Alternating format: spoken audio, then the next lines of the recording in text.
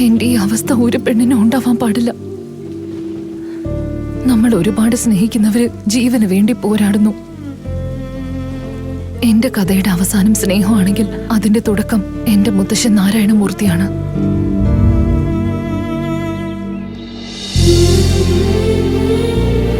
നാരായണമൂർത്തി അതൊരു പേരല്ല, ഒരു നാടാണ്. അവിടെ ആർക്ക് എന്ത് പ്രശ്നമുണ്ടെങ്കിലും ഞങ്ങളുടെ വീട്ടിലേക്കാണ് വരാറ്. അമ്പലത്തിലെ ദൈവം പ്രശ്നങ്ങൾ കേൾക്കുമായിരിക്കും, പക്ഷെ ഞങ്ങളുടെ ദൈവം ആ പ്രശ്നം അവസാനിപ്പിക്കും. നിങ്ങളുടെ സ്ഥലത്തിന് പകരം ഞാൻ എന്റെ സ്ഥലം എഴുതി കൊടുക്കാം. സന്തോഷമായിട്ട് ജീവിക്കേ. അങ്ങുന്നേ ഒരു മിനിറ്റ് ഒന്ന് ആലോചിച്ച്. വാക്ക് കൊടുത്തതിന് ശേഷം ഇനി എന്താ ആലോചിക്കാൻ? എല്ലാവർക്കും ഇത് തിരിച്ചു കൊടുത്തേക്ക്. ശരി അങ്ങുന്നേ. അച്ഛൻ ചെയ്യുന്ന ഓരോ കാര്യവും അഭിമാനത്തോടെ നോക്കി നിൽക്കും എന്റെ അമ്മ Indrani Nachiyar, the great woman.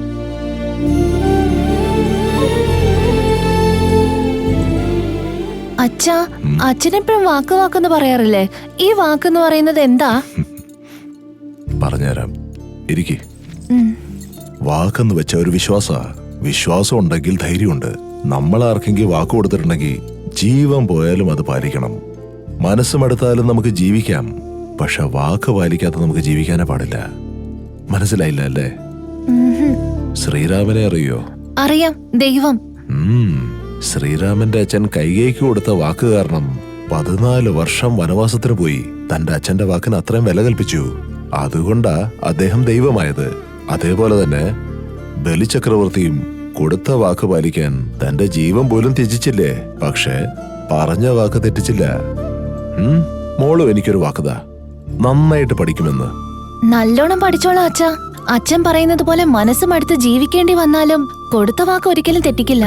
അങ്ങനെ, അതാണ് എന്റെ മിടുക്കിക്കുട്ടി. ചെറുപ്പം തൊട്ട് അച്ഛനെ കണ്ടു വളർന്ന എന്റെ അമ്മയ്ക്ക് ഒരു പ്രത്യേക സാഹചര്യത്തിൽ തന്റെ അച്ഛൻ ഒരു വാക്ക് കൊടുക്കേണ്ടി വന്നു. എന്റെ ജീവനുള്ളത്ര നാള് ഈ നാടാണ് എന്റെ എല്ലാം വിചാരിച്ചു. നാളെ എനിക്ക് ശേഷം ഇതെല്ലാം ആര് നോക്കി നടത്തും മോളെ? അച്ഛനൊന്നും സംഭവിക്കില്ല. ഒരമ്മയുടെ സ്ഥാനത്തിരുന്ന് ഞാനെല്ലാം നോക്കിക്കോളാം. ഞാൻ അച്ഛന് വാക്ക് തരുന്നു. ഒരു പക്ഷെ മരിക്കേണ്ടി വന്നാൽ പോലും അച്ഛന് തന്ന വാക്ക് ഞാൻ തെറ്റിക്കില്ല.